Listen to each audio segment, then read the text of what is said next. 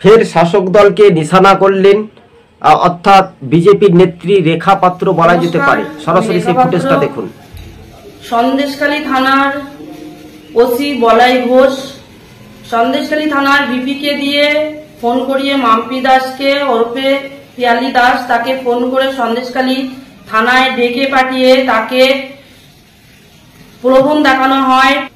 সেই প্রলোভনের পা না দিতে তাকে অভদ্র ভাষায় গালিগালাজ করা হয়। শেখ শাহজাহান যাওয়ার পরে শেখ শাহজাহানের রূপ নিয়ে দুর্নীতি আবার ছড়িয়ে ফেলছে এই ওসিরা। আজকে সন্দেশখালী তৃণমূল কংগ্রেস মমতা বন্দ্যোপাধ্যায় নিজেই আজকে গুন্ডা সাজিয়ে আজকে পুলিশ অফিসার মানুষের জনগণের সন্দেশখালী থানাটা তৃণমূল কংগ্রেসের শেখ শাহজাহানের আড্ডা বানিয়েছে। থানা নেই, সেখানে সাধারণ মানুষ গেলে বিচার পায় না, সেখানে সাধারণ মানুষের উপরে অত্যাচার করা হচ্ছে। এইভাবে সন্দেশখালী প্রত্যেকটা আন্দোলনকারী পরিবারে গিয়ে তাদেরকে হুমকি দেওয়া হচ্ছে এবং তাদের উপরে অত্যাচার করা হচ্ছে। তাদেরকে জোর করে তাদেরকে ভয় দেখিয়ে তৃণমূলে নিয়ে আসার চেষ্টা চালাচ্ছে।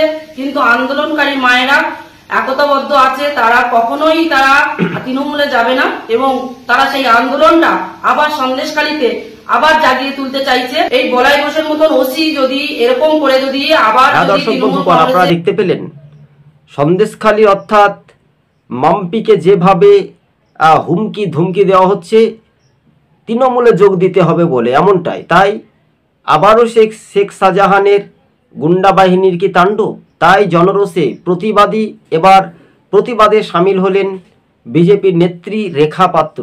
আপনারা সেই ফুটেজটা নিশ্চিন্তে দেখতে পেলেন, আপনাদেরকে সেটা আমরা তুলে দেখালাম এবং বিষয়বস্তুটা বুঝতে পারলেন। আমাদের চ্যানেলের সঙ্গে যদি আপনি নতুন দর্শক হয়ে থাকলে অবশ্যই চ্যানেলটিকে সাবস্ক্রাইব করে সঙ্গে থাকবেন। কার্যত রাজ্য রাজনীতির ময়দানটা একেবারে স্পষ্ট হচ্ছে দর্শক বন্ধু।